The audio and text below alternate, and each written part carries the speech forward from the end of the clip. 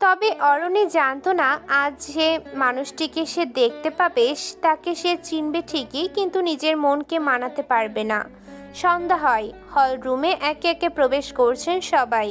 চারপাশে হালকা jazz music. হোস্টেসরা স্টেজে প্রস্তুত, মিডিয়া ব্যস্ত লাইভ আপডেটে।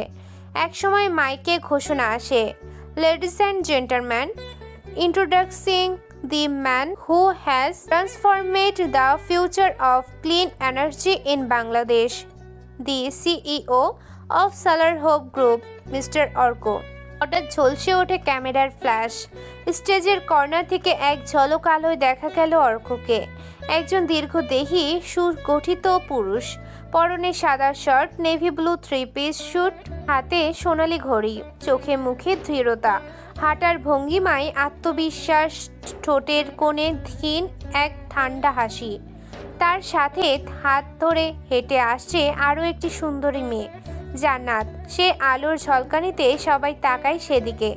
অরণিও বাদ যায়নি, যদিও অরণি জানে না অর্ক আসবে এখানে, কিন্তু নামটা মাইকে যখন ঘোষণা হলো আর লাইটের আলো যখন অর্কের উপর পড়ল, তখন যেন অরণি নিঃশব্দের মতো দাঁড়িয়ে যায়।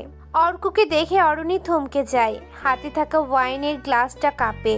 সে বিশ্বাসই করতে পারে না, এ কি সত্যি সেই অর্ক, সেই কাজের ছেলে যাকে একসময় তার পরিবারের সবার মতোই সেও গালমন্দ করত?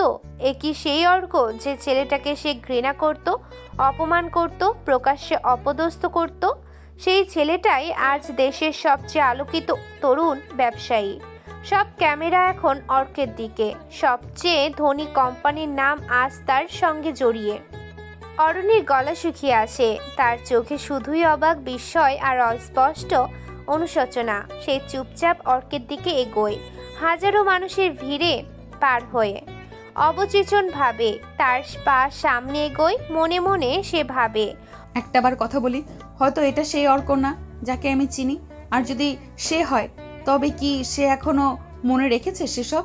অরণি কথাগুলো ভাবছে। অর্ক এক কোণায় দাঁড়িয়েছিলেন, সাংবাদিকদের ঘিরে। তাদের প্রশ্নের ভিড়ে হালকা হাসি দিয়ে কথা বলছিলেন, কিন্তু হঠাৎই তার চোখে পড়ে একজনের দিকে। অরণি ভিড় ঠেলে একটু একটু করে তার দিকে এগিয়ে আসছে। অর্ক মুচকি হাসল। সেই অরণি যে একসময় অর্ককে অবহেলা চোরাই তুলেছিল, অপমান করত প্রতিটা মুহূর্ত, সে আসছে অর্কের দিকে। অর্ক চোখ নামিয়ে নেয়, চোখে মুখে কঠোরতা। তার চোখে এখন অতীতের কোনো চিহ্ন নেই, শুধু ঠান্ডা অভিমানের ছাপ। অরণি কাছে এসে দাঁড়ায়, একটু কাপা গলায় বলে, অর্ক তুমি? অর্ক কিছু বলে না। অরণি আবার বলে, অর্ক, আমি জানতাম না তুমি এত দূর চলে এসেছো। আমি সত্যিই অবাক। তোমার চেহারাটাও কিন্তু বদলায়নি, তবে তোমাকে আগের থেকেও বেশি সুন্দর লাগছে। অর্ক বুঝতে পারছে না অরণির হঠাৎ হলো কি। এভাবে সে কথা বলেনি কখনো। অরণি আরো কিছু বলতে যাবে, তখনই অর্ক জান্নাতের হাত ধরে এগিয়ে আসে অরণির দিকে। অরণি অর্কের হাতের দিকে তাকায়। জান্নাত বুঝতে পারছে না আসলে হচ্ছেটা কি। অর্ক ধীরে ঠোঁটে ক্ষীণ হেসে বলে, জি অরণি ম্যাম, সেই অর্ক যাকে আপনি চিনতেন। যদিও আপনার চেনা অর্ক তো ছিল এক গরিব চাকর, তাই না? অর্ক, কি হচ্ছে? কিছু না, হয়তো আমার ফ্যান এসেছে দেখা করতে। অর্ক, আমি তখন ভুল করেছিলাম। আমি জানতাম না তুমি এত বড় হবে। আজ আমি গর্বিত যে আমার বাড়ির কাজের লোক দেখিয়ে দিয়েছে সে কত বড়। গর্ব? হাসালেন তো ম্যাম। তবে একটা কথা কি জানেন, গর্বটা তখন দেখাননি যখন আমার মা মারা যাওয়ার পরও আপনার মা আমাকে থালা ছুঁড়ে মেরেছিল, যখন আমি জোরে পড়েছিলাম। আর আপনারা বলেছিলেন গরিবের আবার অসুস্থতা কিসের। তো সেখান থেকে গর্ব করাটা বেশ মানায়, বলেন? মনে আছে অরণি ম্যাম এসব? অরণির চোখ ছলছল করে ওঠে, তবে দমে না। সে আবার বলে, আমি তখন অন্যরকম ছিলাম। আমি বুঝিনি তুমি এত গভীর ছিলে। 2-3 বছর তো পার হয়ে গেছে, তুমি অনেক বড় হয়েছো। ও, সেজন্য এখন মিষ্টি সুরে কথা বলছেন? আসলে তুমি... অর্ক এবার এক ধাপ এগিয়ে এসে অরণির চোখে চোখ রেখে বলে, আপনি আমাকে চেনেননি। আজ আমি আলোয় দাঁড়িয়ে আছি বলে কাছে আসছেন, কিন্তু যে অন্ধকারে আমি বেড়ে উঠেছি সেখানে আপনারা কেউ ছিলেন না।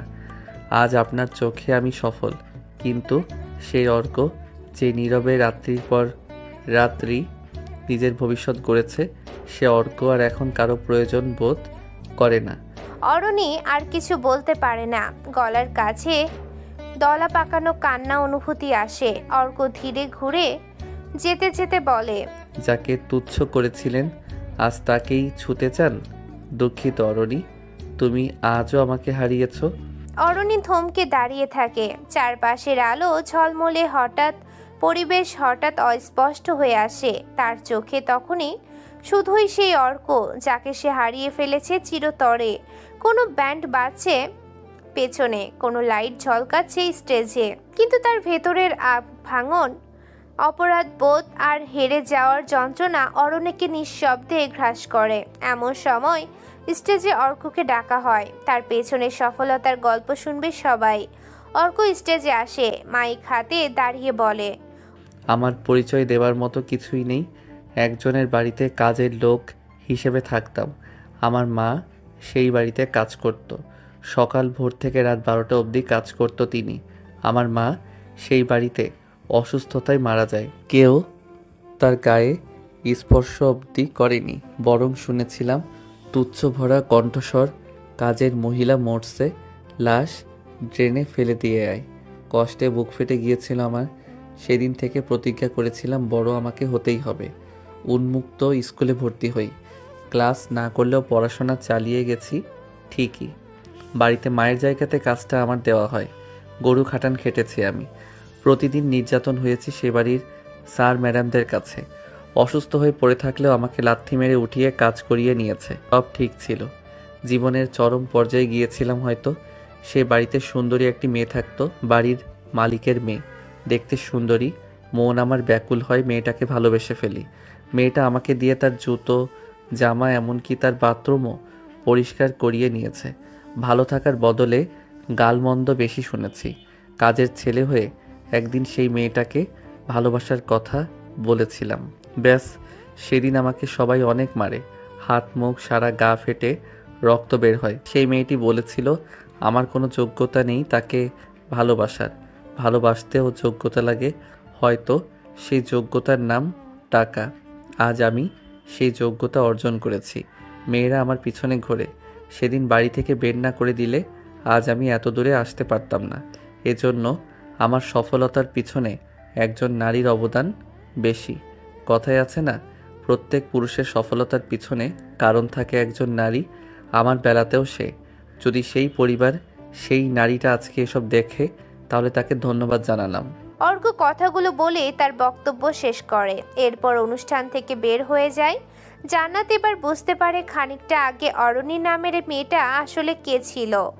অর্কের কথা শুনে অরণি কখন যে কেঁদে ফেলেছে বুঝতেই পারেনি। শুধু অরণি নয়, সেখানে থাকা প্রতিটা মানুষ, টিভির সামনে বসা আশরাফ সাহেবের পরিবারও কেঁদে ফেলেছে।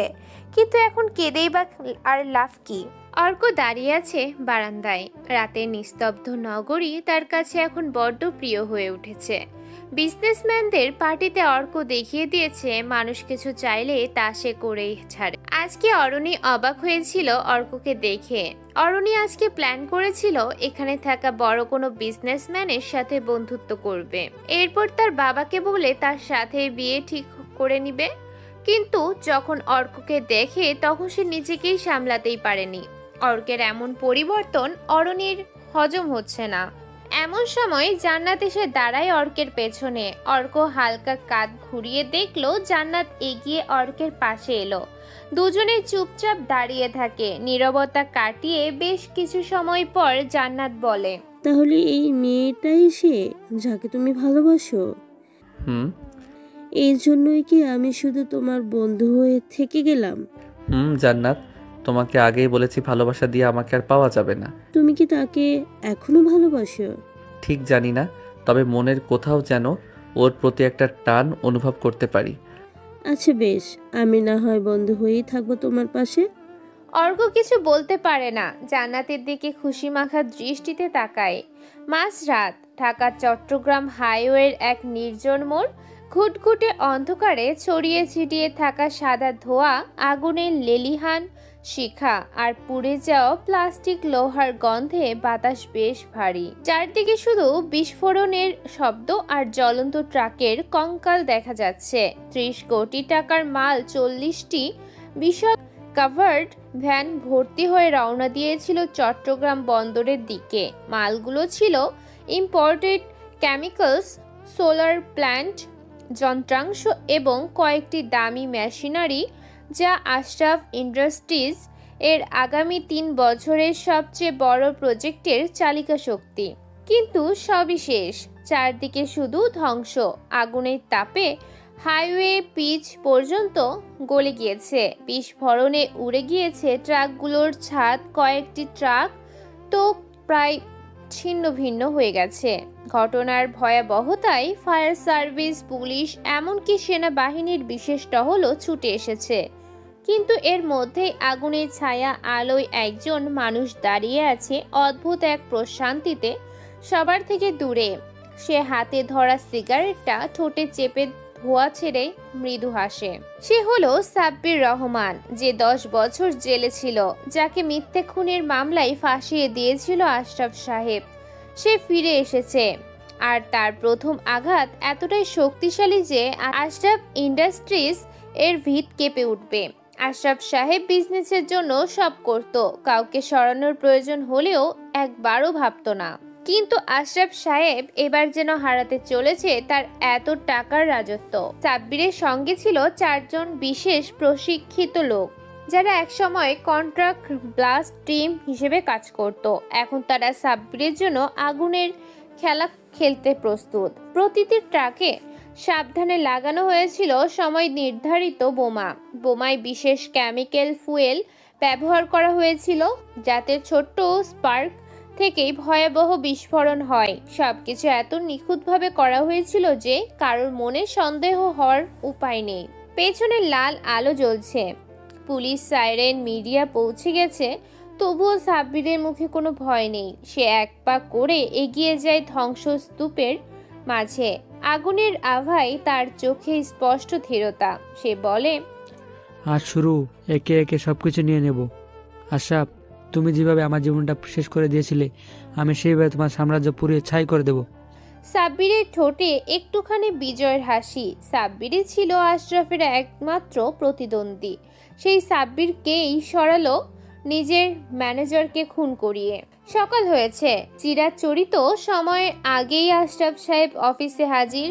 আজ তার একটি গুরুত্বপূর্ণ চুক্তি সই হওয়ার কথা ছিল চায়নার এক কোম্পানির সাথে। কিন্তু হঠাৎ ম্যানেজার জামির দৌড়ে এসে বলে, স্যার, ভয়াবহ খবর, আমাদের সব ট্রাক আগুনে পড়ে গেছে। প্রথমে তিনি না বুঝলেও কয়েক সেকেন্ড পরেই বুঝতে পারে জামির কিসের কথা বলছে। আশরাফ উঠে দাঁড়িয়ে চিৎকার করে, কি বলছো? কই গেল মালগুলো? কিভাবে হলো? পুড়ে গেছে মানে? তুমি সব চেক করনি পাঠানোর আগে? স্যার, 5 বার করে চেক করা, কিন্তু তবুও সব ব্লাস্ট হয়েছে। পেট্রোল বিস্ফোরণ। ফায়ার সার্ভিস বলেছে বোমা লাগানো হয়েছিল, কেউ ইচ্ছা করে করেছে। কি? স্যার, সব টিভি চ্যানেলে কভার করেছে এটা। আপনার কোম্পানির নাম এখন লাইভে। মার্কেটে নতুন চলমান যে প্রোডাক্ট সবগুলো স্টক প্রাইস পড়েও শুরু করেছে। আশরাফ মুহূর্তে চুপ হয়ে যায়। রাতে ব্লাস্ট, দিনে স্টক প্রাইস ড্রপ, সব যেন ওর মাথার উপর দিয়ে যাচ্ছে। সে চেয়ার ধরে বসে পড়ে। হঠাৎ কানে বাজে ফোনের রিং। টেবিলে থাকা ফোনটার দিকে নজর যায়। একটা অচেনা নাম্বার রিসিভ করে সে। হ্যালো। ওপাশ থেকে কাপা গলায় ভেসে আসে পরিচিত কণ্ঠ। কেমন আছো পার্টনার? আশরাফ অবাক, চিৎকার করে, তুই সাব্বির? হ্যাঁ আমি। আগুনটা কেমন দেখলে? ভালো লাগছে তো? ও লাভ নাই, দেখলে মজা পাবে না। যাই হোক, প্রাইস ড্রপ করালাম, কেমন শুনবে না? তোমার প্রোডাক্টের নকলে অভিযোগ মেরে দিছি। হা হা হা, এটা তো সবে মাত্র শুরু আশরাফ, এবার তোমার ধ্বংসের পালা। কি চাস তুই? বাপরে, একদম সোজা পয়েন্টে আসলে। আমি চাই তুমি শেষ হও, তুমি কাঁদো, তুমি বুঝো প্রতিশোধ কাকে বলে। তুমি আমাকে যে রাতে দিয়েছিলে জেলের ভিতর, এবার আমি তোমার জীবনটাকে সেই রকম অন্ধকার করে দেবো। সাব্বির, আমি ছাড়বো না তোকে। তুমি তো এক সময় বলেছিলে জীবন একটা খেলা, আর সেই খেলায় আমি কুইন মুভ করলাম। পার্টনার, ছাড়াছাড়ি তো অনেক পরের বিষয় বস। কল কেটে যায়। আশরাফ সাহেব বুকে হাত দিয়ে বসে পড়ে। মাথার মধ্যে ঘোরে 30 কোটি টাকার ব্যাংক লোন। যেন সবকিছু তার এবার হারাতে হবে। যেসব ইনভেস্টররা এই ডিলে টাকা ঢেলেছিল, এগুলো বিক্রি করলে 60 কোটি টাকা হবে। এই 60 কোটি টাকা এখন কিভাবে জোগাড় হবে? এক সপ্তাহ পর কয়েকদিন ধরে আশরাফ ভিলাতে নানান সমস্যা দেখা দিচ্ছে। ইনভেস্টররা বাড়িতে আসছে, ব্যাংক থেকে চাপ দিচ্ছে টাকার জন্য। সবকিছু মিলিয়ে পুরো বাড়িটা থমথম করছে। কিন্তু এর ভেতরে অরণি নেই। সে অর্ককে নিয়ে ভাবনাতে ডুবেছে। বিজনেস পার্টি সেই রাতটার পর অরণি অর্ককে দেখে অবাক হয়েছে। সেদিন অরণির চোখের সামনে যেন একটা নতুন মানুষকে দেখেছিল, যার মুখটা একসময় ছিল ধুলিমাখা মলিন জামা নিঃশব্দ কাজের ছেলে। আর এদিন তার চোখে ছিল আত্মবিশ্বাস, ঠোঁটে কঠিন নিষ্ঠুর এক হাসি। আর সেই হাসি কাঁপিয়ে দিয়েছিল অরণির বুক। অর্ক আজকের সোলার হোপ গ্রুপের সিও। অরণি ভেবেছিল সেদিন হয়তো কথা বলবে, সামান্য কিছু ব্যাখ্যা দিবে, কিন্তু অর্ক নিউজের সবকিছু জানিয়ে দেয়। সেখানে থাকা সবাই কেঁদেছিল। অরণি বুঝতে পারেনি সেও কেঁদে ফেলেছে। তবে অর্ক অরণির দিকে তাকিয়েও দেখেনি, যেন সে অর্কের সামনে দাঁড়িয়ে থাকা একটা বাতাস মাত্র। সেই রাত থেকে একটা অদ্ভুত হাহাকার বাসা বাঁধে অরণির ভিতরে। ঘুম ভাঙে মাঝরাতে, ঘুম আসে না গভীর রাতে। আয়নায় নিজের চোখে ক্লান্তি দেখে আর যতই সে নিজেকে বোঝাতে চায় অর্ককে নিয়ে ভাবা উচিত নয়, ততই যেন অর্কের মুখটা আরো পরিষ্কার হয়ে ভেসে ওঠে ওর চোখে। ড্রয়িং রুমে বসে চা খাচ্ছিলেন রত্না। পাশে সোফায় গা এলিয়ে বসে আছে অরণি, মন খারাপ করা এক চাহনিতে জানালার দিকে তাকিয়ে। রত্না লক্ষ্য করলেন মেয়েটা কিছুদিন ধরে খুব চুপচাপ। তবে এটা তার বাবার বিষয় নিয়ে নয়, বরং অন্য কারণ। এক সময় কৌতূহলে বললেন, তোর মন খারাপ কেন রে? এত চুপচাপ কেন তুই? না তো মা, কিছু না। এ বাবা রাত দিন টেনশন করছে, কি হবে এসব ভাবছি। না না, কিছু তো হয়েছে। সবচেয়ে বড় কিছু না হলে এই রকম চুপ করেই দীর্ঘশ্বাস মুখের ভিতর থেকে বের হয়। তুই কি অর্ককে নিয়ে ভাবছিস? মায়ের মুখে অর্কের নাম শুনে অরণি চুপ হয়ে যায়। ভেতরে যেন কেউ কাটা বিধিয়ে দেয়। মা, তুমি জানো সব? অর্ক ছোটবেলা থেকেই অন্যরকম ছিল, কারো ক্ষতি করেনি। আমরা যখন ওকে চাকরের মতো ব্যবহার করতাম, বাড়ির পোষা কুত্তার থেকেও খারাপ আচরণ করতাম, বোকা দিতাম, সেই ছেলেটা কোনোদিন মুখে শব্দ পর্যন্ত করেনি। হয়তো তার বড্ড আজকে আমাদের পরিবারে খারাপ অবস্থা নেমে আসতে যাচ্ছে। আমি খুব খারাপ আচরণ করেছি মা ওর সাথে। সেটাও তো বুঝেও বলতো। তেমন কিছু হয়নি ম্যাম, মানে সে সব মেনে নিত। আর যে ছেলেটার কোটি টাকার মালিক, তাকে দেখে আমরা গর্ব হয়, কিন্তু আমাদের অহংকার তখন ওকে শেষ করে দিতে চেয়েছিল। এখন মনে হয় চলে গিয়ে ভালো কাজ করেছি। অরণির চোখ ঝাপসা হয়ে আসে, বুকটা যেন ফেটে যাচ্ছে। আমার এত অহংকার ছিল, আমি তাকে কখনো মানুষ বলে ভাবিনি। অথচ এখন আমি তার চোখে তাকাতেও সাহস পাই না। রত্না চুপচাপ মাথায় হাত রাখেন মেয়ের। চোখে ছিল মা হৃদয়ের অপার মমতা। রেবেকা এলেন। রত্না তাকে কফি দিয়ে বলল, তুমি জানো অর্ক এখন কি হয়ে গেছে? আমাদের বাড়িতে থাকা সেই কাজের ছেলেটা? হ্যাঁ, আর সে বিশাল বিজনেস সাম্রাজ্যের মালিক, সোলার হোপ গ্রুপের সিও। রেবেকা বিস্ময়ে চুপ করে গেলেন। কিছুক্ষণ পর বললেন, টিভিতে ওর ইন্টারভিউ দেখছি, প্রথমে চিনতে পারিনি। আমরা তার সাথে বড্ড অন্যায় করেছি, মানুষ মনে করিনি। অথচ সেই ছেলেটা এখন টপ বিজনেসম্যান। অরুণী কি ওকে নিয়ে ভাবছে? রত্না চুপ করে থাকে। অরণির নাম শুনলেই তার বুক কেঁপে ওঠে। আর অরণি, সে তখন বারান্দায় দাঁড়িয়ে নিচের দিকে তাকিয়েছিল, চোখে কেবল অর্ক। অরণি অবশেষে সাহস করে ফোন করলো অর্ককে। রিং বাজে একবার, দুবার, তিনবার, কিন্তু কেউ ধরল না। অর্কের নাম্বার ম্যানেজ করা ওর কাছে কোনো বিষয় না। সে নাম্বার পেয়েই কল করেছিল, কিন্তু রিসিভ হয়নি। সে টানা 2 দিন ফোন করেছে অর্ককে, বেশিরভাগ সময় ব্যস্ত সিগন্যাল। তারপর আবার কিছু না। অরণির ভিতরটা যেন ছিন্ন ভিন্ন হয়ে যায়। যে ছেলেটাকে সে একদিন অবহেলা করেছিল, আজ সেই ছেলেটা একটু পাত্তা দিচ্ছে না তাকে। অরণি ঠিক করলো সরাসরি যাবে অর্কের অফিসে। সে চলেও আসে পরের দিন। সোলার হোপ গ্রুপের বিল্ডিং এর নিচে দাঁড়িয়ে যখন অরণির উপরের দিকে তাকায় বুকটা ধড়ফড় করে ওঠে। চোখের সামনে যেন অর্কের সেই দীপ্ত মুখ ভেসে ওঠে। আমি কথা বলবো, যাই হোক। নিজের মনকে বোঝায় অরণি। সিকিউরিটির থেকে অনেক কষ্টে অনুমতি নিয়ে রিসিপশনে গিয়ে দাঁড়ায়। কাকে চাই ম্যাম? অর্কের সাথে দেখা করতে এসেছি। এমন সময় জান্নাত এসে দাঁড়ায়। অরণিকে চিনতে পারে। অরণি জান্নাতকে দেখে জান্নাত বলে, আপনি আরুনি? আমাকে চেনেন? হুম। অর্কের সাথে কি একটু দেখা করানো যাবে? আচ্ছা, অ্যাপয়েন্টমেন্ট নেওয়া আছে, দেখি শিডিউল। না, নেই। সরি, স্যারের সাথে এভাবে দেখা হবে না, তাছাড়া স্যার এখন বিজি। তাহলে আমি বসে থাকবো, কখন ফ্রি হবে সে?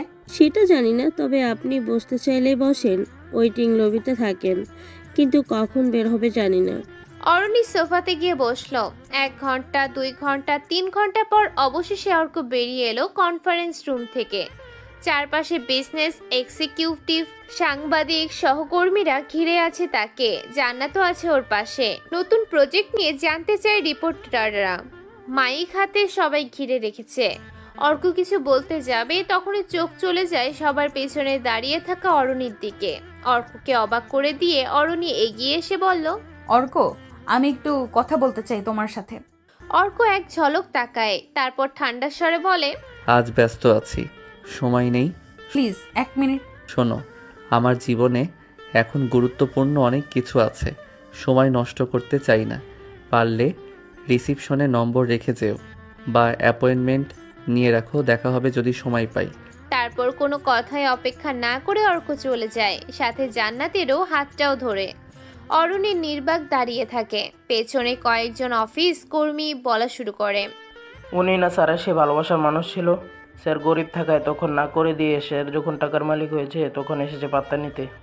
এসব শুনে অরণির বুকটা কেঁপে ওঠে। সে চোখের জল চেপে দ্রুত বেরিয়ে আসে বিল্ডিং থেকে। গাড়িতে বসে আছে অর্ক, পাশে জান্নাত। অর্ক জানালা দিয়ে তাকিয়ে দেখে অরণি মাথা নিচু করে বের হচ্ছে। কি মজা পাচ্ছ কষ্ট দিয়ে মেয়েটাকে? পৈশাচিক মজা। অর্ক, তুমি এমন ছিলে না, বিনয়ী ছিলে। তুমি ড্রেস কথা বলা কবে ধরলে? হ্যাঁ জানি না, বাদ দাও, কাজ ছাড়া কোনো কিছু ভাবতে চাই না। জান্নাত আর কিছু বলতে পারে না। সেও জোরে শ্বাস নেয়। অরণি বাড়িতে চলে আসে। রাতে জানালার পাশে দাঁড়িয়ে অরণি নিজের সাথে লড়াই করে। নিজের সাথেই কথা বলে সে। আমি কি ওকে ভালোবেসে ফেলেছি, নাকি আমি কেবল অনুশোচনায় ভুগছি? কিন্তু যখন তাকে দেখি আমার বুকের ভেতরটা কেমন হাহাকার করে ওঠে। অন্যায় বোধ থেকে কি ভালোবাসাও তৈরি হয়? তার চোখে বারবার ফিরে আসে অর্কের ঠান্ডা মুখ, অবহেলার চোখ, নির্বিকার কণ্ঠ। চোখের সামনে ভাসতে থাকে অর্কের সবকিছু। একদিন বৃষ্টির ভিতরে ছেলেটা সারা রাত তার গাড়ির কাদা ধুয়েছিল। কাদাওয়ালা জুতো, কাপড় সব পরিষ্কার করে দিয়েছিল। তখন অর্কের চেহারা ছিল মলিন, মাথায় বড় বড় চুল। তো অথচ এখন অর্ক। এসব ভেবে অরণির গাল বেয়ে অশ্রু গড়িয়ে পড়ে। সে নিজেই বলে, আমি বলেছিলাম ভালোবাসা পেতে হলে নিজের যোগ্যতা থাকতে হয়। আজ আমি বুঝি তুমি সেই যোগ্যতায় পৌঁছে গেছো, আর আমি পড়ে আছি ভুলের ধ্বংসস্তূপে। পরের দিন বিকেল। অর্ক গাড়ি নিয়ে বেরিয়ে আসছে অফিস থেকে। সামনের রাস্তার ধারে দাঁড়িয়ে আছে অরণি। চোখে চোখ পড়ল, কিন্তু অর্ক কাজ তুলে গাড়ি চালিয়ে চলে গেল। অরণি শুধু তাকিয়ে থাকলো তার চলে যাওয়ার পেছনে। তার ভেতরে আবার সেই শব্দ, ভালোবাসা এখন শুধুই একতরফা পিছুটান। সময় যখন খারাপ হয় তখন মানুষের ঘর থেকে ফোন চুরি হয়। আবার বাইকে করে ফোন চুরির জন্য থানায় জিডি করে বাইরে এসে দেখা যায় বাইকটাও চুরি হয়ে গেছে। সব কষ্ট মিশে মসজিদে আল্লাহর কাছে কিছু চাইতে গেলেও মসজিদ থেকে বের হয়ে এসে দেখা যায় জুতাও চুরি হয়ে গেছে। আশরাফ সাহেবের যেন একের পর এক খারাপ সময় সামনে আসছে। নিজের অর্থ আর দক্ষতার অহংকার যেন ধুলির মতো গুঁড়ো হয়ে যাচ্ছে। আশরাফ অফিসে আসতেই ম্যানেজার জামির হাজির। স্যার, আমি আজ সকালে ইনভেস্টদের লিস্ট বের করছি। ট্রাকের মালামালের মধ্যে যাদের পণ্য ছিল তাদের মোট ড্যামেজ ক্লেম দাঁড়াবে প্রায় 50 কোটি টাকা। এছাড়া ট্রান্সপোর্ট, ইন্স্যুরেন্স আর স্টোরেজ হিসাব মিলে পুরোটা 70 কোটিরও বেশি। আশরাফ যেন শোনে না, শুধু কপালের ঘাম মুছে বলে, ইন্স্যুরেন্স তো করা ছিল। দুঃখিত স্যার, যেই ফাইলটা আপনি সাইন করেননি ওই ইন্স্যুরেন্স পলিসি অ্যাক্টিভ হয়নি। ট্রাক ছাড়ার আগে ফাইনাল ভেরিফিকেশন সাইন লাগতো, সেটা হয়নি। মানে এবার চালানি ইন্স্যুরেন্স ছিল না? জামির মাথা নিচু করে থাকে, কিছু বলতে পারে না। কিছু সময় পর বলে, এখন ইনভেস্টরদের টাকা দিতে হবে আমাদের। আপনার অ্যাকাউন্টে এখনও 19 কোটি আছে, কিন্তু তাতে কিচ্ছু হবে না, ব্যাংকেও ফান্ড কম। আশরাফ দাঁড়িয়ে উঠে হাঁটতে শুরু করলো পাগলের মতো। এখন কি করা যায়? ব্যাংকে লোনের পসিবলই? বিস্ফোরণ ডিফ্লেন্ট কারণে এখন ব্যাংক কোনো রিস্ক নিতে চাইছে না। আমাদের প্রস্তাব তারা আগ্রহ দেখায়নি। আমি চেষ্টা করেছিলাম। তাহলে আমি কি করব জামির? আমি একা কিভাবে সামলাবো? স্যার, একটা অপশন আছে। আপনার নারায়ণগঞ্জে যে জমিগুলোতে নতুন ফ্যাক্টরির প্ল্যান করেছিলেন, সেগুলোর কিছু অংশ আপনি নিলামে তুললে ভালো দাম পাওয়া যাবে। অন্তত 30 থেকে 35 কোটি উঠে আসবে। ইনভেস্টদের টাকাও কিছুটা শোধ হবে। আমার বিজনেস স্টুডেন্টরা কেটে দিতে বলছো জামির? আমি কিভাবে সব হারাতে দেব? আর কোন উপায়? স্যার, আপনি সব হারাবেন না, অন্তত সময় পাবেন। বাকিটা আবার গুছিয়ে নিতে পারবেন। আর সেকেন্ড কোনো উপায়ে বলতে কোনো কোম্পানির সাথে শেয়ার ডিলে যাওয়া, কিন্তু এখন আমাদের মতো কোম্পানির সাথে টেম্পোরারি কোনো কোম্পানি ডিলে যাবে না, তাই নিলাম ছাড়া উপায় দেখছি না। চুপচাপ বসে পড়ে আশরাফ। কি করবে বুঝতে পারে না। একের পর এক ফোন আসছে। ইনভেস্টর, ডিস্ট্রিবিউটর, পার্টনার্সরা কল করেছে। তাদের একটাই বক্তব্য। এসব শুনতে শুনতে আশরাফ সাহেবের যেন ঘুম খাবার সব বন্ধ হয়ে গেছে। কেউ যেন পাশে নেই। অথচ যখন তার ক্ষমতা টাকা সম্পত্তি সব ছিল, মানুষের যেন অভাব হতো না। কিন্তু আপাতত পাশে দাঁড়ানোর মানুষ তিনি খুঁজে পাচ্ছেন না। এখন নিজেকে আয়নায় দেখে চোখ লাল হয়ে গেছে, চেহারায় আতঙ্ক বিরাজ করেছে। এই লোকটা একদিন ভাবতো আমি দেশের টপ বিজনেসম্যান, আর আজ একটা দুর্ঘটনায় যেন সব কিছু শেষ। মাথাটা যেন তার কাজ করা বন্ধ করে দিয়েছে। জামির চলে যায়। একা বসে আশরাফ টেবিলে মাথা রেখে ভাবছে তার কত কি না ছিল। কিছু সময় পর জামির হন্তদন্ত হয়ে আবার আশরাফের কেবিনে ঢোকে। স্যার, আরেকটা দুঃসংবাদ। আবার?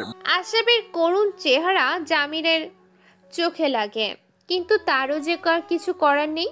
আশরাফ বিজনেস মার্কেটে যেমনই হোক স্টাফদের কখনো বেতন বাকি রাখেনি, বরং সবাইকে বেশ ভালো বেতনই রাখতেন। এই জন্য জামিরের বড্ড খারাপ লাগে যে তার বসের দুর্দিনের কিছু করতে পারছে না। আশরাফ সাহেব দীর্ঘশ্বাস ফেলে বলে, বলো, আর কি বাকি আছে? সাব্বির, সে আপনার কোম্পানির কয়েকজন টেকনিক্যাল অফিসারকে কিনে ফেলেছে, আর তারা আপনার এক্সপার্ট রিপোর্ট, কিছু গুরুত্বপূর্ণ লাইসেন্স ফাইল, এমনকি আপনার টেক্স ফাইলের ডেটা বিক্রি করে দিয়েছে সাব্বিরের কাছে। সে সব মিডিয়াতে মিথ্যাভাবে ছড়াচ্ছে। কি বলছো Sabbir? Sir, just business media নামে একটা নতুন রিপোর্ট বলা হয়েছে আশরাফ গ্রুপের ভিতরে দুর্নীতি, স্রোত, ইনভেস্টদের সাথে প্রতারণা, এসব ছাপানো হয়েছে। সে আমার পিছনে লেগে আছে কারণ আমি তার ফিউচারে বাধা হয়ে দাঁড়িয়েছিলাম।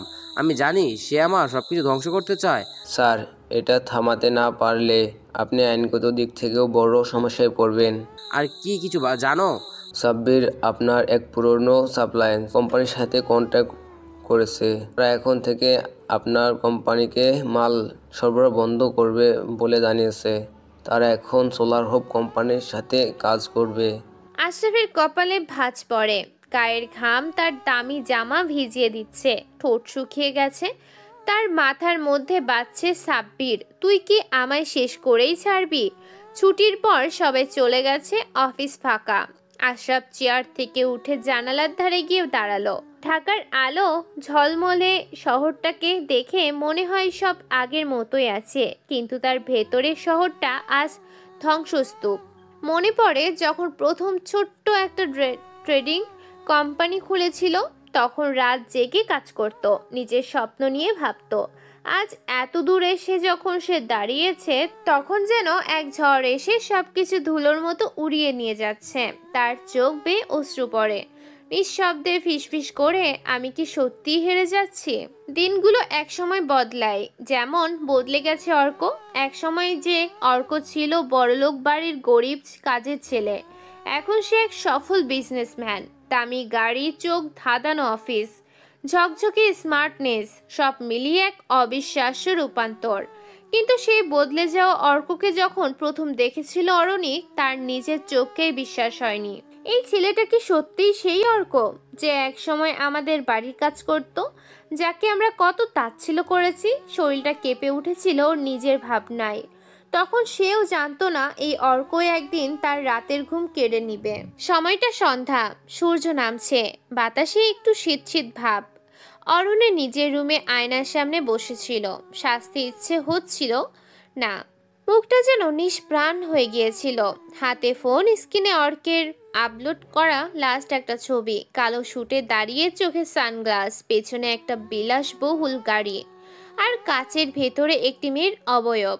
অর্ককে দেখে অরণ্যের বুকের ভিতর কেমন যেন মোচড় দেয়। নিজে নিজে বলে, অর্ক, তুমি তো আজ অন্য কেউ হয়ে গেছো। রত্না তার মেয়ের এ অবস্থা দেখে বলে, ভাগ্যের কি খেলা, আমরা যাকে একসময় কাজের ছেলেবেলে দূরে রেখেছিলাম, সেই ছেলেটাই আজ আমার মেয়ের স্বপ্ন হয়ে দাঁড়িয়েছি। আর তোর বাবারও সব কিছু শেষ হতে চলেছে।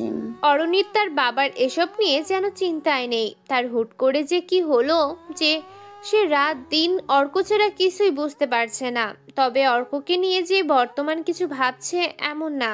অর্ককে নিয়ে অরণ্য যা ভাবছে তা হলো অতীত। অতীতে অর্কের সাথে যা যা করেছে সেসব ওর চোখের সামনে ভাসে। অরণ্য যেন পার্সোনাল চাকরও করে রেখেছিল অর্ককে। সেসব ভেবে অরণ্য যেন আর দুর্বল হয়ে যাচ্ছে। পরের দিন সকালে অরণ্য বের হলো একদম নতুন সাজে। পরনে হালকা লেবু রঙের শাড়ি, হালকা মেকআপ, হাতে ফোল্ডার। অর্কের অফিসে ঢুকে সোজা রিসেপশন ডেস্কে আসে। আজকে জান্নাত বসে আছে। আমি মিস্টার অর্কের সাথে দেখা করতে চাই। আজও আপনি? আপনার অ্যাপয়েন্টমেন্ট আছে ম্যাম। ও আমাকে চেনে, বলে দিন আরুনি এসেছে। আর যদি সে না শোনে তবে আমি নিজে যাব। জান্নাত মেয়েটা অর্কের কাছে যায়। জান্নাত অর্ককে বলে, অর্ক, তোমার আরুনি তোমাকে দেখতে এসেছে, অনেক সিরিয়াস। বলো, আমি ব্যস্ত, সময় নেই দেখা করার। কিন্তু অর্ক, বললাম না আমি ব্যস্ত। বেশ। জান্নাত আসে সেখানে। অরণি দাঁড়িয়েছিল। অফিসের সব লোকজন অরণিকে দেখছে। জান্নাত এসে বলে, সরি ম্যাম, অর্ক বিজি আছে। ও আচ্ছা, তুমি ওর কি হও? আমি বন্ধু হই অর্কের। আপনাদের বাড়ি থেকে যেদিন বের করে দেওয়া হয়, সে একটা চায়ের দোকানে খুপটির ভেতরে ছিল। পরের দিন মসজিদের ইমাম সাহেবের খাবার খায়। আমার ভাই মাসুম মসজিদ থেকে নামাজ পড়ে বের হচ্ছিল। অর্কের কথা শুনে সে বলেছিল তার থাকার জায়গা আর খাবারের মতো কিছুই নেই। আর সে সময় ভাইয়ের একটা দোকান ছিল ইলেকট্রনিক। সেখানে ভাইয়ের একটা ছেলে দরকার ছিল। ভাই ওকে নিয়ে আসে। কিন্তু অর্ক কাজও ভালো পারে। সে দোকান পরিষ্কার থেকে শুরু করে কাস্টমারদের সাথে সুন্দর করে কথা বলা, জিনিস সারি বা নতুন করে সেট করা সবই পারত। ভাইয়ের ভালো লেগে যায়। সে ভাইয়াকে থাকা ও খাওয়ার ব্যবস্থা করে দেয়। আমি সেখান থেকেই জানি তাকে। আমি কতবার ওর জন্য খাবার এনেছি বাড়ি থেকে। দুজনে পাশাপাশি গল্প করেছি। ওর একটাই স্বপ্ন ছিল, বড় হতে হবে, তবে তা সৎভাবে। সে জানতো এই শহরে কেউ স্বার্থ ছাড়া কিছুই দেয় না। অর্কের প্রবল ইচ্ছা আর আমার ভাইয়া ছোট ছোট ইনভেস্টরের মাধ্যমেই অর্ক আজ এখানে এসেছে। সে পুরনো কিছুই ভোলেনি। অর্ক ভালো ছেলে আরুনি। সে সবাইকে সাথে রেখেছে। আমার ভাইয়াকে একটা সাইড বুঝিয়ে দিয়েছে। আমাকে ম্যানেজার, রিসেপশনের সবই বানিয়েছে। সে হার মানেনি, তাই সে এখানে। আর তুমি তাকে বোঝোনি, তাই তুমি আজ এভাবে এখানে। দেখো কি হয়। জান্নাতের কথা শুনে অরণি কেঁদে ফেলেছে। তবে শব্দ হয় না ওর কান্নায়। নীরবে কাঁদছে। শেষে অরণি বলে, ও আমাকে দেখতে চায় না আর? জান্নাত এই প্রশ্নের উত্তর জানে না। অরণি আর দাঁড়ায় না, মাথা নিচু করে ফিরে যায় অরণি। অরণি দিন দিন অস্থির হতে লাগলো। প্রতিদিন একবার করে অর্কের অফিসে যাওয়া, কখনো অজুহাতে মেইল পাঠানো, কখনো বিজনেস প্রজেক্ট নিয়ে আলোচনা করার ছলে দেখা করার চেষ্টা, সবই যেন এক উদ্দেশ্যই। আমি তোমাকে চাই অর্ক। তুমি আজ আমার অহংকার ভেঙে দিয়েছো। তোমার কাছে আমি মাথা নত করতে রাজি আছি। কিন্তু এসবে কাজ হয় না। আজ অরণি সাহস করে অর্কের ফেসবুকে একটা মেসেজ পাঠায়। অর্ক, আমি জানি তুমি এখন অনেক ব্যস্ত। অনেক বড়, এটাও জানি তুমি আমার মেসেজ দেখবে। ব্যস্ত ঠিক আছে, তবুও আমি কি একটু সময় পেতে পারি কফির জন্য প্লিজ? অর্ক সিন করে কিন্তু কোনো উত্তর দেয় না। ওদিকে অর্ক একা বসে ব্যালকনিতে, হাতে কফির কাপ, চোখে দিগন্ত ফেরা রাস্তা, পাশে প্রতিদিনের মতো জান্নাত বসে। অর্ক বলে, জানো জান্নাত, অরণি আমাকে বলতো তুই ছোট লোক, কাজের ছেলে, তোর কোনো যোগ্যতা আছে আমাকে ভালোবাসার? কুত্তার বাচ্চা, যার সর সামনে থেকে। বাদ দাও, যা হবার হয়েছে তো। অরণি সেই কথা আজও আমার কানে বাজে। বুঝেছি। তুমি ভালোবাসো আমাকে অরণি। আজকে কেন? এখন আমি কোটিপতি হয়েছি বলে? এখন তোমার চোখে আমি সমাজে মান্যজনক বলে? যোগ্যতা অর্জন করেছি বলে ভালোবাসছো? না, আমি তোমাকে ক্ষমা করতে পারবো না, কখনোই না। কিসব বলছো? একটু রিল্যাক্স হও। অর্ক আর কিছু বলে না, হেলান দিয়ে বসে আছে সে। অর্ক নিজে নিজে কত কথা ভাবে, কিন্তু মনের গভীরে অর্ক জানে সে আজও অরণিকে ভালোবাসে। অরণিই ছিল তার প্রথম ও শেষ ভালোবাসা। অরণি আবার যায় অর্কের অফিসে। এইবার সে নিচে রিসিপশনে বসে অপেক্ষা করে প্রায় 3 ঘন্টা। অবশেষে অর্ক বেরিয়ে আসে। অরণি দৌড়ে অর্কের সামনে যায়। অর্ক চুপচাপ দাঁড়িয়ে থাকে। স্টাফরা ফোন বের করে ভিডিও শুরু করে। তুমি আবার এসেছো? হ্যাঁ, আমি এসেছি। তোমাকে বলার মতো কিছু কথা আছে। তোমার বলার কিছু নেই আর আমি শুনতে চাই না। না, আছে, শুনতেই হবে। অর্ক চুপ থাকে। অরণি আরেকটু এগিয়ে আসে। আমি জানি আমি তোমার অতীতে কষ্ট দিয়েছি। আমার আচরণ, আমার কথা, সব কিছু দিয়ে আমি তোমাকে অপমান করেছি, আর তার জন্য আমি অনুতপ্ত। তুমি জানো অনুতপ্ত হওয়ার মানে কি? আমি জানি, আর জানি তুমি এখন যেই অবস্থানে পৌঁছেছো সেটা কেবল তোমার মেধা, তোমার সাহস, তোমার যুদ্ধের ফল। আমি আজ বুঝি ভালোবাসা মানে শ্রদ্ধা। আমি শ্রদ্ধা করি তোমাকে অর্ক, একটু বোঝার চেষ্টা করো। হা হা হা, এতদিন কোথায় ছিল এসব? কোনো কিছু আমার বিশ্বাস হয় না। তুমি কি জানো আমি এখন রাত জেগে তোমার ছবিগুলো দেখি, তোমার নাম উচ্চারণ করে কাঁদি, তোমার আগের কথাগুলো ভাবলে আরো কষ্ট অনুভব করি। মানুষ কি পরিবর্তন হতে পারে না? পারে, তবে কখন পরিবর্তন হতে হবে সেটা বুঝে নিতে হয়। অরণি কাঁপছে এবার, মুখের মেকআপ লিপটে গেছে। দেখো অর্ক, আমি চাই না তুমি আমাকে ভালোবাসো। আমি শুধু চাই তুমি আমাকে একটা সুযোগ দাও। আমি নিজেকে বদলাতে চাই তোমার জন্য, শুধু তোমার জন্য। অর্ক চোখ নামিয়ে নেয়। তার ভিতরে কান্না, অভিমান, ভালোবাসা সব একসাথে তোলপাড় করছে, কিন্তু মুখে সে বলল, তুমি অনেক দেরি করে ফেলেছ অরণি। তুমি আমাকে ঘৃণা করো? না, আমি তোমাকে ভুলতে পারিনি, এটাই আমার সবচেয়ে বড় দুর্বলতা। অরণির চোখ জলজল করে ওঠে। তাহলে একবার আমায় ধরে রাখো, আমি আর ছেড়ে যাব না। আমি তো আর সেই অহংকারী মেয়েটি নই। আমি এখন শুধু অরণি, তোমার হয়ে যেতে চাওয়া এক মেয়ে। অর্ক এবার একটুও না তাকিয়ে পাশ কেটে চলে যায়। অরণি দাঁড়িয়ে থাকে সেখানে, চুপচাপ, ভাঙা হৃদয় নিয়ে, কিন্তু মুখে একটাই কথা, আমি হাল ছাড়বো না। যতবার তুমি দূরে যাবে ততবার আমি তোমার পিছু আসবো। আমি তো ভালোবেসে ফেলেছি তোমাকে অর্ক। জান্নাত মেয়েটা এগিয়ে এসে অরণির পাশে দাঁড়ায়। অরণির প্রতি তার মায়া লাগে। সবাই এগিয়ে এসে অরণিকে সাপোর্ট করতে থাকে। রাত বেশ গভীর। টেবিল জুড়ে ছড়িয়ে ছিটিয়ে থাকা হিসেবের কাগজগুলো জমে উঠেছে স্তূপের মতো। আশরাফ সাহেব কাগজগুলোর দিকে এক দৃষ্টিতে তাকিয়ে আছেন। চোখ লাল হয়ে আছে তার, নিঃশ্বাস যেন বেশ ভারী। পুরো ঘর জুড়ে একরকম মৃত্যুর স্তব্ধতা বিরাজ করছে। অফিসেই বসে আছে। সব স্টাফরা চলে গেলেও আশরাফ আর জামির যায়নি। জামির তার বসের আশেপাশেই থাকে। ম্যানেজার জামির আশরাফের সামনে দাঁড়িয়ে কাপা গলায় বলল, স্যার, সব হিসেব করে দেখা গেছে ক্ষতির পরিমাণ দাঁড়িয়েছে প্রায় 100 কোটি টাকা। আপনার আর কিছু বাকি নেই। ব্যাংক লোন রিজেক্ট করেছে। আশরাফ চোখ বন্ধ করে চেয়ারে হেলান দিয়ে মাথার ভেতর যেন বাজ পড়ল। তার সারা জীবনের পরিশ্রম গড়ে তোলা সাম্রাজ্য একে একে ভেঙে পড়েছে। জামির আবার বলল, একটা উপায় আছে স্যার। আপনি চাইলে আপনার কোম্পানির সম্পত্তি, বাড়ি, গাড়ি, কয়েকটা সাইট এসব নিলামে উঠিয়ে দিতে পারবেন। দামও পাবেন ভালো। এতে টাকা পরিশোধ হবে। পরে আবার দেখা যাচ্ছে লোন নিয়ে শুরু করবেন। ছোট কোম্পানি থেকে বড় হবে। আশরাফ এবার উঠে দাঁড়ালেন। তার গলায় ছিল হাহাকার মেশানো রাগ। আমি আমার বাড়ি তো আমার কোম্পানি নিলামে তুলবো শুরু থেকে আবার শুরু করাটা সহজ নয় জামির। যার যখন কিছু থাকে না তখন শুরু থেকেই গড়াটা মানানসই, কিন্তু একবার যার অনেক কিছু হয় সে চাইলে শুরুর মতো সব কিছু তৈরি করতে পারে না। স্যার, আর উপায় নেই, মানুষের ক্ষতিপূরণ এটাই পথ। এসব নিলামে তুলে ইনভেস্টদের টাকা পরিশোধ করতে পারবেন, আপনার সম্মান হয়তো রক্ষা পাবে। আশরাফ চুপচাপ জানালার দিকে তাকিয়ে রইলেন। বাইরে ঘোর অন্ধকার, মনে হচ্ছে সে অন্ধকার যেন তার জীবনের প্রতিটি কোণায় ঢুকে গেছে। সে বলে, বেশ, জানিয়ে দাও সবাইকে, 2 সপ্তাহের ভিতরে ব্যবস্থা করো।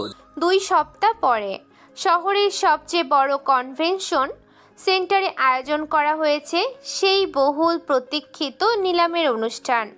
আশরাফের বাড়ি, জমি, বিল্ডিং, গাড়ি, কোম্পানির শেয়ার সব উঠে আসছে নিলামে। মিডিয়া, সংবাদপত্র, বিজনেস ফোরাম সবই এসেছে। সাথে এসেছে আশরাফের পরিবারও। এই পরিবার একদিন এতটা বড় ছিল, আজ তারা হারাতে চলেছে সব কিছু। যেন পুরো শহরের চোখে একটা নাটক চলছে। রত্না, রেবেকা বেগম, অরুণী, আশরাফ সবাই প্রথম সারিতে বসে, চোখে মুখে উদ্যোগ আর লজ্জার ছায়া। প্রথমে কোম্পানির 2টি অফিস বিক্রি হলো, তারপর গাড়ি।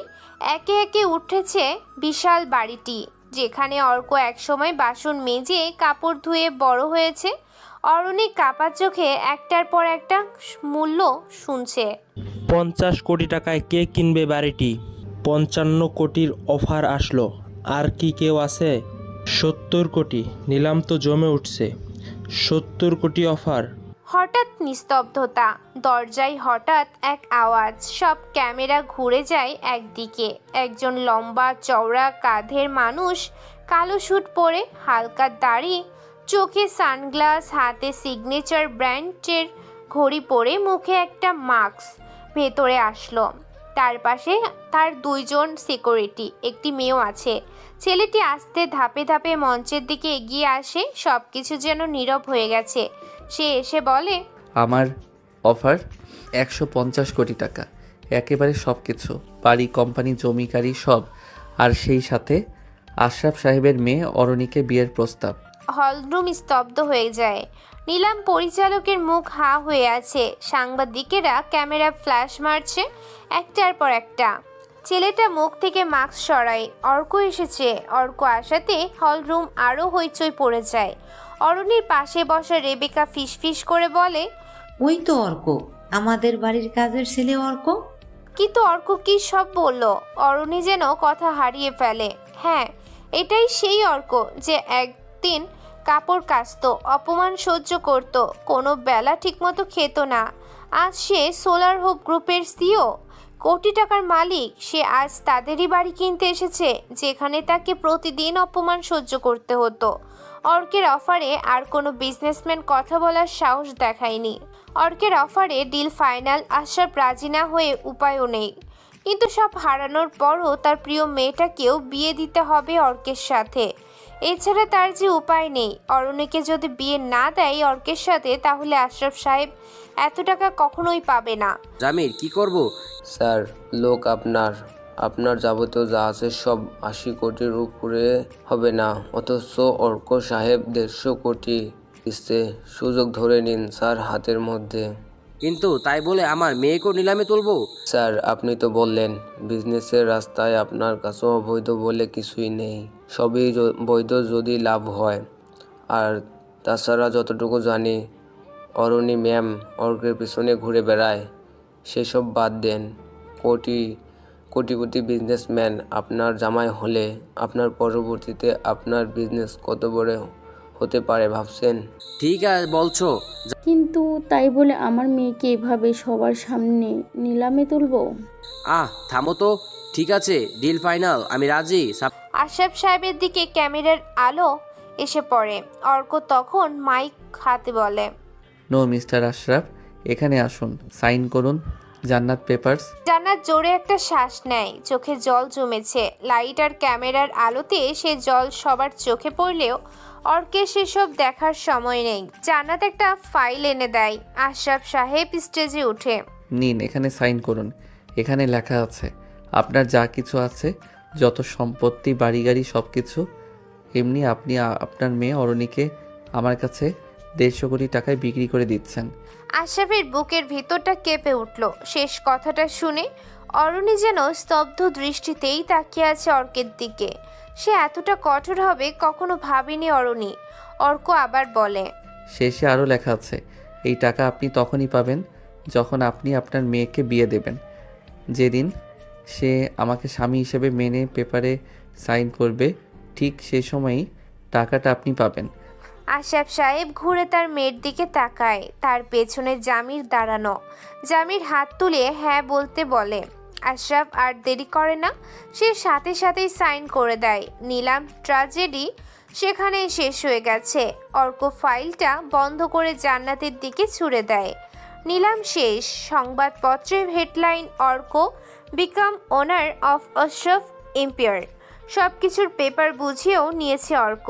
সে ওখান থেকে চলে যায়, কারোর সাথে কথা বলেনি। অরুণী একবার ডেকেছিল কিন্তু অর্ক ঘুরেও তাকায়নি। সবাই চলে যায়। রত্না চলে যাবার আগে আশরাফকে বলে, বিজনেসের জন্য তুমি আমার মেয়েকেও বিক্রি করে দিলে। আশরাফ চুপ থাকে। সবাই চলে গেছে। আশরাফ একা বসে। এমন সময় কারোর পায়ের আওয়াজ শুনতে পায়। হ্যালো পার্টনার, কেমন আছো? বের সব তো শেষ, আর কি চাস? হা হা হা, কে যেন বলতো টাকা আর ক্ষমতা থাকলে সবই সম্ভব। মিস্টার আশরাফ, আপনি ভুল। অহংকার বেশি হলে সবই সম্ভব। টাটা। আপাতত আমার কাজ শেষ। কি কি করেছি তার কোনো প্রমাণ নেই। তোমার মাল পুড়িয়েছি, ফাইল চুরি করিয়েছি, নকল প্রোডাক্টের কেস মেরেছি, তোমার লোক সরিয়েছি, কেউ জানে না, কেউ। সুতরাং আমি মুক্ত।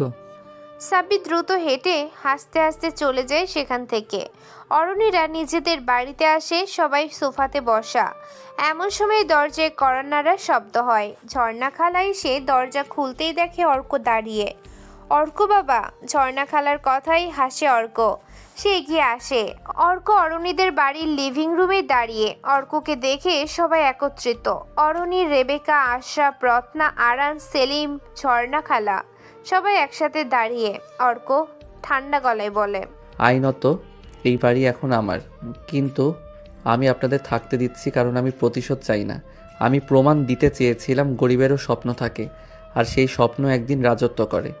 সেই সাথে আমি অরুণীকে এখনই বিয়ে করতে চাই। রত্না মাথা নিচু করে কাঁদছেন। আশরাফ চোখে জল নিয়ে তাকিয়ে আছে। অরুণী কিছু বলতে চায় কিন্তু তার গলা শুকিয়ে গেছে। অর্ক এখন আশরাফের সবকিছুর মালিক, কিন্তু অর্ক কেন অরুণীকে হঠাৎ এভাবে বিয়ের কথা বলল?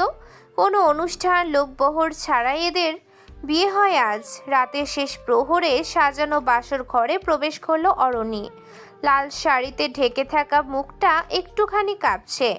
বাইরে থেকে কেউ বুঝবে না, কিন্তু ভেতরে ভেতরে সে জানে আজকে রাতটা কোনো সাধারণ বাসর রাত নয়, সেটা ওর কাছে স্পেশাল। কিছু সময় পর অর্ক আসে ভিতরে। অর্ক দরজা বন্ধ করে ধীরে ধীরে এগিয়ে এলো। তার চোখে কোনো রোম্যান্স নেই কোনো আহ্লাদ, বরং গভীর শীতল চিন্তামগ্ন দৃষ্টি নিয়ে অরুণীকে দেখছে। অরুণী বুঝতে পারছে না অর্ক হুট করে কেন এভাবে বিয়ে করলো। অর্ক হঠাৎ বলে, অরুণী, তুমি এখন আমার বউ।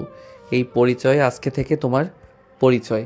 ভালোবাসি তোমায়, সেটা অস্বীকার করব না, কিন্তু মন থেকে এখনো তোমাকে স্ত্রী হিসেবে মেনে নিতে পারিনি।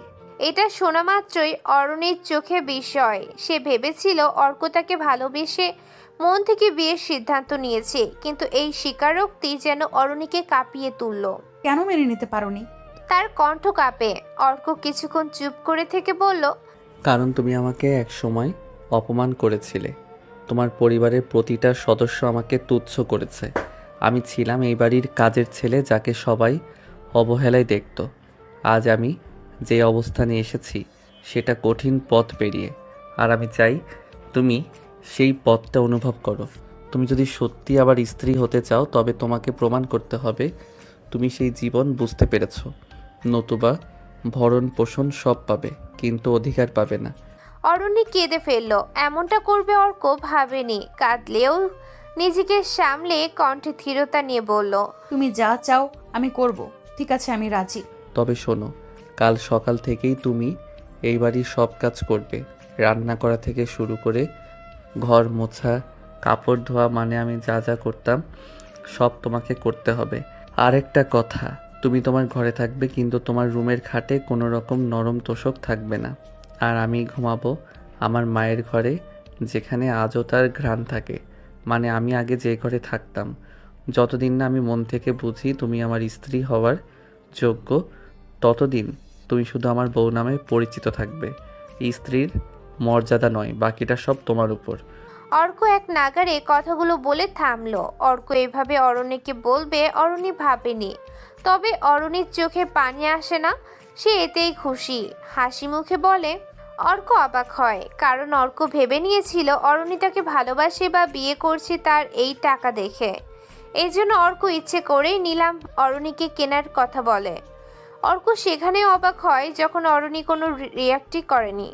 তাই অর্ক শেষমেশ বিয়ে করে যাতে সে অরণ্যকে এভাবে বলতে পারে। অরণ্য তাতেও রিয়াক্ট না করে রাজি হয়ে গেছে। অর্ক জোরে একটা শ্বাস নিয়ে নিজের ঘরে চলে যায়। দুজন লোক ঢোকে, তারা নতুন সার্ভেন্ট।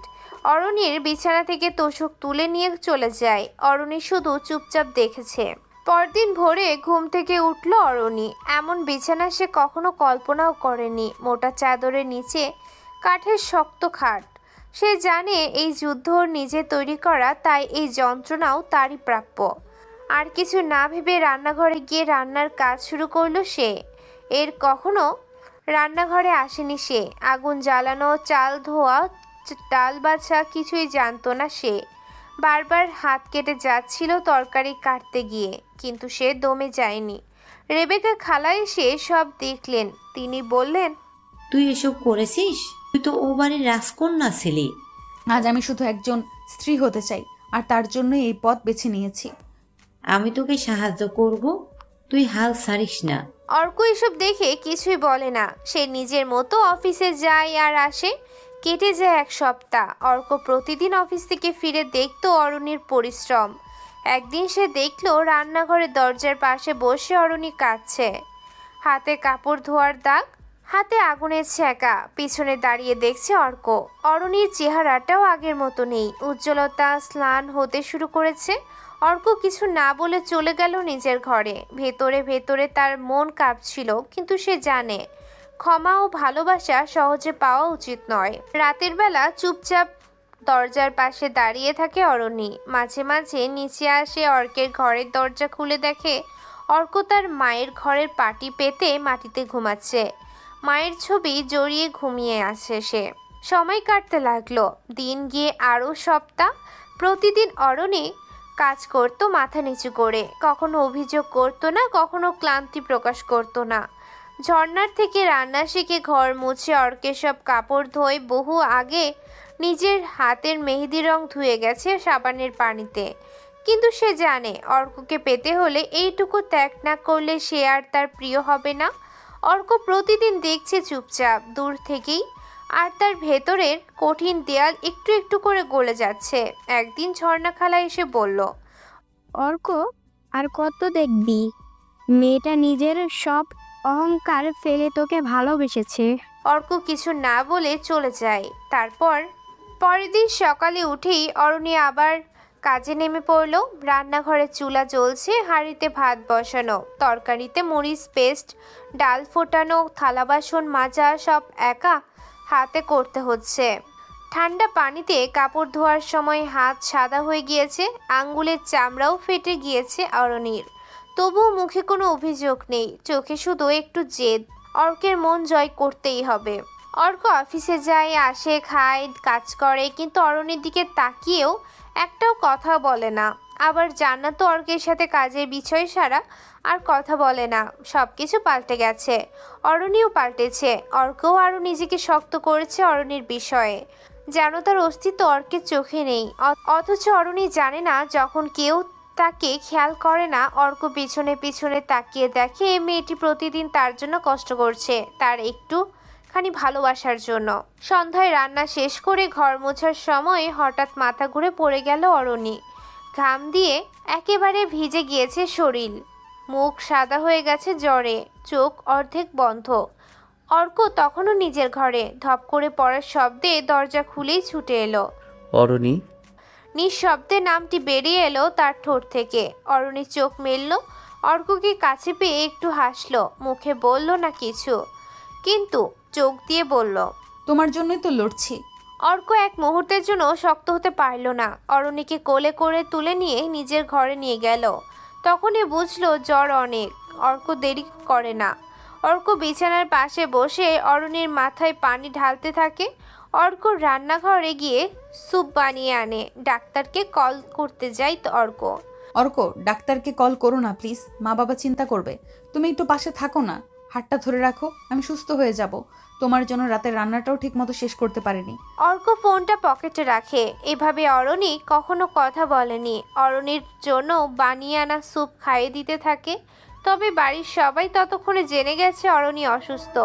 সবাই দেখতে এসে অবাক হয়, কারণ অর্ক নিজে অরণির কেয়ার শুরু করে দিয়েছে। চুল টেনে দিচ্ছে অর্ক, কখনো কখনো কপালে রাখা ভেজা কাপড় পাল্টে দিচ্ছে। বাড়ির সবাই অর্কের কাণ্ড দেখছে। অর্ক অরণির হাত ধরে বলে, তুমি বোকা, এত কষ্ট কেন করো বলো তো? আমি তো আছি। তুমিই তো বলেছিলে সব করতে। ভেবেছিলে আমি তোমার পরিবর্তন দেখে ভালোবাসছি, তাই না? অর্ক চুপ থাকে। অরণি তার কথা বলতে পারছে না, কিন্তু চোখের কোণায় জমা জল তার জবাব দিল, তুমি আমার জীবন। আমি তো হেরে গেছি তোমার ভালোবাসায়। রাত ৩টা বাজে। অর্ক এখনো ঘুমায়নি। বারবার উঠে অরণির কপালে হাত দিয়ে তাপমাত্রা মাপে, আবার ঠান্ডা পানি পট্টি দিয়ে সেবা করে, মেডিসিন খাইয়েছে তাকে। হঠাৎ অর্ক বলে ওঠে, অরণি, তুমি কি সত্যি বদলে গেছো, নাকি তোমার ভালোবাসার রংটাই আমি দেখতে পারি না? অরণি ঘুমাচ্ছে। অর্কের এসব কথা শোনে না। অর্ক অরণিকে দেখতে দেখতে বসা অবস্থায় অরণির হাতের উপর মাথা রেখে ঘুমিয়ে পড়ে। সকালে ঘুম থেকে উঠে অরণি দেখলো তার পাশে বসে অর্ক ঘুমিয়ে পড়েছে। তার হাতটা ধরে রেখেছে শক্ত করে। কিছুক্ষণের জন্য পৃথিবী থেমে গেল। মনে মনে বলে, এই অর্কটাই তো আমি চেয়েছিলাম। অরণি এখন অনেকটা সুস্থ, কিন্তু এখন তার চোখে অর্কের প্রতি এক অনন্য শ্রদ্ধার ভালোবাসার ছায়া। ও আর এখন প্রতিশোধে নয়, প্রেমে জিততে চায়। ওর মা রত্না এসে বলল, আরনি, অর্ক তো মন থেকে খুব ভালো, কিন্তু কষ্ট পেয়েছি। ওকে যদি সত্যি ভালোবাসিস, তাহলে ওর রাগ অভিমানটাই তোর ভালোবাসায় ভাঙাতে হবে। অরণি চোখের পানি মুছে হাসলো। আমি ওকে ছাড়বো না মা, আমি জানি আমার অর্ক আমাকে ভালোবাসে, আর আমি ওর হয়ে সব করব, যতদিন না ও বলবে তুই আমার বউ। রেবেকা খালা এসে চুপচাপ অরণির পাশে বসে বলে, এই অর্কটাকে আমরা চিনতে পারিনি, যে ছেলেটা আমাদের বাসন মাজতো, আর সে আমাদের থেকেও মানুষে বড় হয়ে গেছে। তোর জন্য ওর চোখে যে ব্যথা, সেটা আমরা কেউ চাপা দিতে পারবো না। অরণি মুচকে হাসে, গলায় ধীরতা নিয়ে বলে, খালা, আজ ও আমায় পাত্তা না দিলেও আমি বিশ্বাস করি ওর মনেই আমি বাস করি। অন্যদিকে অর্ক এখনো মুখে কিছুই বলে না। সবে মাত্র সুস্থ হওয়া অরণির পাশে একটা বালিশ রাখে, খাবার সাজিয়ে দেয়। রাতে বাইরে দাঁড়িয়ে দীর্ঘ নিঃশ্বাস নেয়। রাতে সবাই ঘুমিয়ে পড়েছে। অরণি বারান্দায় দাঁড়িয়ে চাঁদের আলোয় ভিজে। হঠাৎ অর্ক পেছন থেকে বলে, এভাবে দাঁড়িয়ে থাকলে ঠান্ডা লাগবে। অরণি চমকে পেছনে তাকায়। তুমি এইভাবে কথা বললে আজ? অর্ক মুখ ফিরিয়ে হাঁটতে শুরু করে, তারপর বলে, অন্য কিছু ভেবো না, আমি শুধু ঠান্ডার কথা বলেছি। অরণি হাসে, মন ভরে ওঠে ওর। আমি জানি তুমি ভালোবাসো, বলো না কিছু, আমি তবুও কান পাতলে যেন শুনতে পারি। অর্ক তাড়াতাড়ি রুম থেকে পালায়। রাত পেরিয়ে সকাল আসে। অরণি এখন বেশ সুস্থ, তবে তার চোখে স্পষ্ট ক্লান্তির ছাপ। শরীরের থেকেও মনের ক্লান্তি। অর্কের প্রতি ভালোবাসা ও সম্মান এতটা জমাট বেঁধে উঠেছে যে ও নিজের ভেতরের অহংকারটাও মাটিতে মিশিয়ে দিয়েছে। অর্ক প্রতিদিনই বাইরে যায় আসে, কিন্তু কিছু একটা যেন তাকে অস্থির করে তুলেছে। একদিন অফিস থেকে ফেরার পথে গাড়ি চালাতে চালাতে হঠাৎ তার গাড়ি ব্রেক কাজ করছে না বুঝতে পারে। তীব্র গতিতে সামনে থাকা একটি ট্রাকের দিকে বেঁধে যায় অর্কের গাড়ি। হায় আল্লাহ, ব্রেক কাজ করছে না। হাত পা ঠান্ডা হয়ে আসে অর্কের। কয়েক সেকেন্ডের মধ্যেই ঘটে যায় দুর্ঘটনা। গাড়ি রাস্তার একপাশে উল্টে গিয়ে গাছের সঙ্গে ধাক্কা খেয়ে থেমে যায়। আচমকা সব অন্ধকার। অর্কের শরীর রক্তে ভেসে গিয়েছে, মাথা কেটে গেছে, ডান পা ভেঙেছে। অজ্ঞান অবস্থায় হাসপাতাল নেওয়া হয় তাকে। খবর পেয়ে ছুটে আসে অরণি। চোখে তার অশ্রুর বন্যা। অর্ক প্লিজ, আমার কিছু হবে না বলো। আমি তোমাকে ভালোবাসি, মন থেকে ভালোবাসি। তোমার কিছু হলে আমি বাঁচবো না। অরুণী ওটির দরজার সামনে বসে পড়ে, কান্নায় ভেঙে পড়ে। অরুণী একা একা কথা বলতে থাকে। ওদিকে অপারেশন চলে দীর্ঘ 3 ঘন্টা। চিকিৎসক জানায় অর্কের অবস্থা সংকটজনক, কিন্তু সে বেঁচে আছে, তবে পুরোপুরি সেরে উঠতে সময় লাগবে। অর্কের সিকিউরিটিরা অ্যাক্সিডেন্টের ভার দেয় পুলিশের উপরে। বেশ কয়েকদিন ইনকোয়ারির পর পুলিশ রিপোর্টে বেরিয়ে আসে গাড়ির ব্রেক কাটা ছিল। অর্কের গাড়িতে লাগানো একটি ব্যক্তিগত ড্যাশ ক্যামেরাও কাছের একটি দোকানের সিসিটিভি ফুটেজে স্পষ্ট দেখা যায় একজন লোক মধ্যরাতে গাড়ির নিচে গিয়ে কিছু একটা করেছে। পুলিশ এই ফুটেজ ফ্রেম বাই ফ্রেম বিশ্লেষণ করে বুঝে ফেলে লোকটির চেহারা বের করে। লোকটিকে খুঁজে বের করা হয়। ওর নাম হানিফ। পুলিশের পিটানিতে সবকিছু বলে যায়। সাব্বিরের পুরনো ড্রাইভার। হানিফকে গ্রেফতার করার পর সে স্বীকার করে। হানিফের কথাগুলো পুলিশ সাব্বিরকে খুঁজে বের করে। সে দেশ ছেড়ে চলে যাওয়ার প্রস্তুতি নিচ্ছিল। পুলিশ সাব্বিরকে গ্রেফতার করে। জিজ্ঞাসাবাদের পর সাব্বির বলে, আশরাফ সাহেবের সব ক্ষতি করার পরও অর্কের জন্য আশরাফ নিজেকে মানিয়ে নিয়েছিল, তাই অর্ককে সরাতে চেয়েছিলাম। অর্কের জ্ঞান ফিরেছে 3 দিন পর। চোখ খুলে দেখে সামনে বসে অরুণী। চোখ লাল, মুখ ক্লান্ত, কিন্তু তবুও সে হাসছে অর্ককে দেখে। তুমি এখানে? চেহারার একই হাল। অর্ক দীর্ঘশ্বাস ফেলে। সে উঠে বসার চেষ্টা করে। অরুণী তাকে সাহায্য করে। অর্ক বলে, তুমি কষ্ট পেতে না, তোমার জন্য আমার কোনো জায়গা নেই এটা বুঝেও আমি তো তোমাকে কাজের মেয়ে বানিয়েছি। অরুণী কেঁদে ফেলে। অর্কের হাত ধরে বলে, জানি তুমি আমাকে মেনে নাওনি, কিন্তু আমি তবুও ভালোবেসেছি। তোমাকে পাওয়ার লোভ নয়, শুধু ভালোবাসার অধিকার নিয়ে থেকেছি। তুমি যদি নাও মেনে নিতে, তবুও সারা জীবন তোমার পাশে থাকতাম। অর্ক প্রথমবারের মতো গভীরভাবে তাকায় অরুণীর দিকে। আমার করা অপমান আমাকে তাড়িয়েছে। তুমি চাইলে বাড়ি ফেরত নিয়ে নিজের মতো থাকতে পারো। এসব চাই না, কারণ তুমি এখন আমার ঘর। তুমি ছাড়া আমি শূন্য। অর্ক হাসে, কিন্তু সেই হাসিতে চোখ ভিজে যায়। তোমার মতো একটা মেয়ে আমার জীবনে দ্বিতীয়বার আসবে না। তাই তো বলছি, এবার মেনে নাও আমাকে। তুমি শুধু আমার বউ না, তুমি আমার ভালোবাসা, আমার গর্ব, তুমি আমার জীবন। অরুণীর মুখে হাসি, চোখে অশ্রু, বুক ভরে ওঠে খুশিতে। অর্ক ধীরে হাত বাড়িয়ে ওর হাত ধরে। চলো অরণি, নতুন করে জীবন শুরু করি। অরুণী দেরি করে না, অর্ককে শক্ত করে জড়িয়ে ধরে। অর্কও অরুণীকে জড়িয়ে ধরে। 2 মাস পর অর্ক সুস্থ হয়ে বাড়ি ফিরেছে। বাড়ির সবাই লজ্জায় মাথা নিচু করে। রেবিকা, রত্না, আশরাফ, বাড়ির সবাই এসে বলে, অর্ক, আমরা ভুলে বুঝেছিলাম তোকে, তাই ওকে অপমান করেছি, কষ্ট দিয়েছি। আজ আমরা বুঝছি তুই মানুষ হিসাবে সবার উপরে। আমাদেরকেও ক্ষমা করে দে অর্ক, তোর মায়ের জন্য ক্ষমা চাচ্ছি। আপনাদের ক্ষমা চাইতে হবে না, আমি সব ভুলে গেছি। তুই খুব মহান ছেলে অর্ক, তুই আমাদের চোখ খুলে দিয়েছিস। অরুণী তখন পাশে দাঁড়িয়ে মাথা নিচু। অর্ক বলে, এই মেয়েটাই আমাকে ফিরিয়ে দিয়েছে, ওই আমার শক্তি। আমার অ্যাসিস্ট্যান্টরা বলেছে অরণি 3 দিন ঘুমাওনি, সে পাশে ছিল, নামাজ পড়েছে, কেঁদেছে আমার জন্য। হয়তো ওর জন্যই বেঁচে ফিরেছি। সবাই অর্ককে জড়িয়ে ধরে। আগে যে মানুষটার কাছে খেসতো না কেউ, আজ সবাই তাকেই জড়িয়ে ধরেছে। রাতে ছাদে বসে আছে অর্ক আর অরুণী। চাঁদের আলোয় শান্ত বাতাস। অরুণী মাথা রাখে অর্কের কাঁধে, ধীরে ধীরে বলে, আজ আমি খুব সুখী অর্ক। অরুণীর কপালে চুমু দিয়ে অর্ক বলে, তুমি শুধু সুখী না, তুমি আমার জীবন, আমার বউ। তুমি আজ থেকে শুধু আমার। তাহলে চলো বাচ্চা কাচ্চা নেবার কাজটা সেরে ফেলি। ওরে দুষ্টু ফাজিল বর, এখানে শুরু করবে? এই না, চলো রুমে যাই। তার মানে তুমিও চাচ্ছিলে? অরুণী লজ্জায় মুখ লুকোয় ওর বুকে। অর্ক কোলে নিয়ে রুমের দিকে যায়। আসসালামু আলাইকুম।